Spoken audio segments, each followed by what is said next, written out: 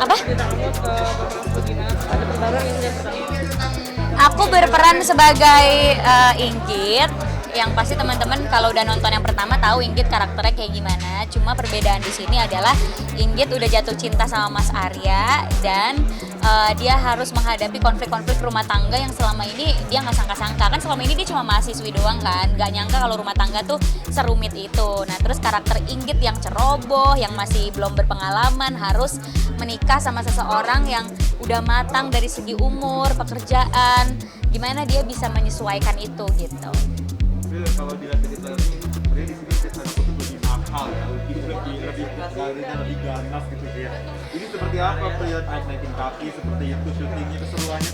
Ya sebenarnya jujur di My Lecture My Husband ini aku ya profesional aja berusaha mengikuti skrip dan apa yang sutradara mau gitu. Ya udah jadinya perannya kayak gitu dan aku juga ngerasa sepertinya umurku juga udah cukup untuk peran-peran seperti itu. Aku kan juga tahun ini udah 26 tahun. Mungkin waktu aku umur 19, 20 aku belum berani adegan-adegan kayak gitu. Tapi karena umur juga udah lebih dewasa, terus juga peran-peran yang aku dapet tuh nggak anak SMA terus lagi kan. Dulu kan anak SMA terus. Sekarang udah lebih luas, aku udah perannya nerima jadi istri, kuliahan. Jadi range emosinya dan adegannya juga jadi lebih naik gitu. Jadi harus lebih berani gitu. Dan karena aku mencintai profesi aku sebagai aktor, jadi aku profesional aja menjalankannya gitu. Tapi seru banget, deg-degan ya. Karena kayak ini di My Lecture My Husband pertama kali aku mengambil adegan-adegan yang menurut aku cukup berani. Karena aku sebelumnya nggak pernah mengambil adegan-adegan kayak gitu kan.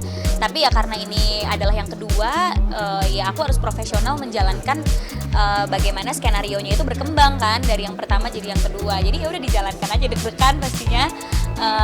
Tapi agak surprise juga ternyata aku bisa gitu. Berarti kepada sih nggak ada rasa risih atau gitu ya, nggak ada ya? Nggak ada sih karena jujur, aku bocorin ya, adegan yang angkat kaki itu improv.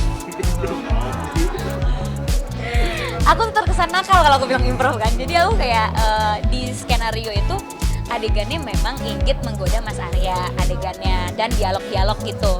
Nah terus Pak Monty memberikan aku tantangan gitu. Ya udah cara lo godain suami gimana? Lah aku kan nggak tahu ya maksudnya gimana ya godain suami dan kostumnya bukan yang seksi gitu tapi kostumnya yang aneh gitu kan yang pakai baju pink rok gitu. Pak gimana ngegoda cowok bajunya aja begini terus dikatain kan sama Mas Arya kamu kayak Pokemon gitu di trailernya kan kayak Pokemon. Jadi gimana caranya aku membuat satu adegan itu bisa hidup, penonton bisa ngerti kalau aku tujuannya dan aneh kayak gitu untuk ngegodain suami tapi dengan kostum dan penampilan yang gak mendukung gitu. Akhirnya udah lo nggak usah kasih tahu gue, surprise gue pengen lo kasih kejutan ke gue di sini nih. Wah itu aku deg-degan kan gimana caranya ngegoda ya, aku bener-bener bingung banget lagi ngegoda. Akhirnya ya tetap komedi gitu ya Mas Arya gini-gini. Terus nggak tahu kenapa terlintas di otak aku, duh ngapain lagi karena belum dikat kan. Oke beraniin deh gitu, terus aku angkat kakinya dan itu juga Kak Reza yang kaget gitu kayak oh gitu.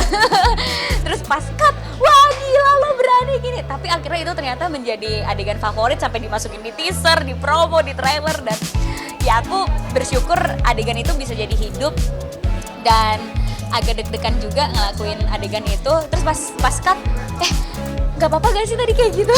Agak-agak kayak gitu juga, seru sih. Sebenarnya kan lebih beban lagi nih gimana kita bisa sesukses yang pertama atau lebih sukses gitu, jangan sampai nggak lebih sukses gitu. Kalau dari segi series atau dari segi produser pasti pengennya ini lebih sukses kan. Nah terus aku sih sebagai pemain melihat bahannya kayak skenarionya menurut aku ini lebih matang.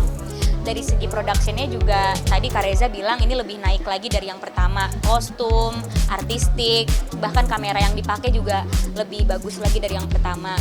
Konfliknya juga lebih banyak, nggak fokus di satu aja.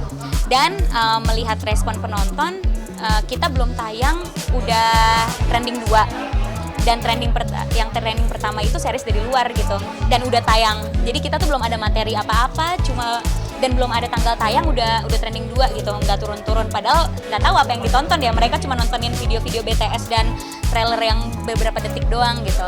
Terus juga hashtag yang kita buat bareng-bareng udah 7 juta views. Jadi kayak dari segi number aku ngelihatnya ini memperlihatkan kesuksesan yang sama seperti season 1. Jadi leganya di situ sih.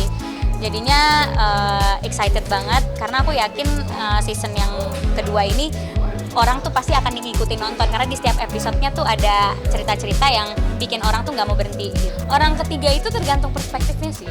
Kayak aku tuh nggak pernah, maksudnya aku nggak mau kalau misalnya ada kasus orang ketiga kita membuli salah satunya aja gitu. Karena menurut aku perselingkuhan itu adalah kedua belah pihak. Nggak mungkin bisa terjadi perselingkuhan kalau cuma satu pihak aja. Ya misalnya pelakornya doang yang suka sama cowoknya, tapi cowoknya nggak respon, ya kan nggak mungkin bisa terjadi perselingkuhan, ya jadi cinta satu arah aja kan. Tapi kalau pelakornya mencoba untuk menggoda, suaminya tergoda, itu baru terjadi perselingkuhan. Jadi kalau misalnya ada perselingkuhan, aku nggak mau nyalahin pelakor atau perempuannya aja, karena cowoknya juga respon. Kalau nggak respon nggak akan terjadi. Jadi kayak tamu nggak akan bisa masuk kalau pemilik rumah nggak bukain pintu kan.